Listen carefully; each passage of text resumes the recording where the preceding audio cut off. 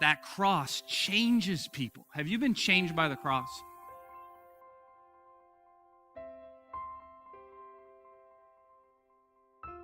Because everybody encounters it, right? The cross. But not everybody's changed by it. Judas, we know his story. He did what a lot of us like to do. He wanted to create his own Jesus. And Jesus doesn't go for that. And so he eventually wanted to just had it. And so out of greed and out of whatever was in his heart, he sold, meaning he betrayed Jesus and just for 30 pieces of silver, the price of a slave. So he goes and he does that. And Jesus said, one of you is going to betray me. And Judas said, is it me? And he said, yeah. Jesus told him he's going to do it. He knew. And yet that night at the garden, he comes with a whole contingent of Roman soldiers, right? They come there, and how does he betray Jesus? With a kiss. Now, Jesus was fully God, so he knew he was going to do that, but he was also fully human. So imagine what he felt that one of his most intimate friends in his most intimate circle would betray him with a kiss. He said, Judas, you betray me with a kiss. Why would you do that? And so when Judas goes, he faces the cross and what he's done, and his remorse over sin was so intense. We heard it read. He went off, he threw the silver back, and he took his own life.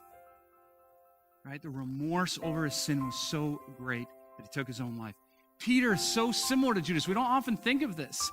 But that same night, right, while he's in the courtyard and Jesus is being questioned by the Jewish authorities, he can see him. How it worked, I'm not sure. He went from Ananias to Caiaphas and the two homes, and he could see him being questioned all the while he's being questioned, right, by a servant girl. Said, you were with one of them. And he denied and denied and denied, just as Jesus told him would happen before the cock crowed. And that last time, as he's calling curses on himself, right? It says that Jesus, as he's walking, Jesus turned and looks right at Peter.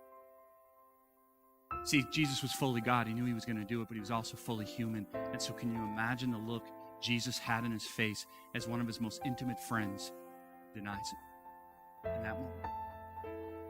So powerful, so painful, so remorseful that Peter runs away and weeps bitterly. You see how common the course of Judas and Peter, two apostles, are? They both mess up. They're both told it's going to happen. It happens anyway. And they both come face to face what happens on that cross. But that's where it diverges. One is eternally changed and the other is lost for eternity.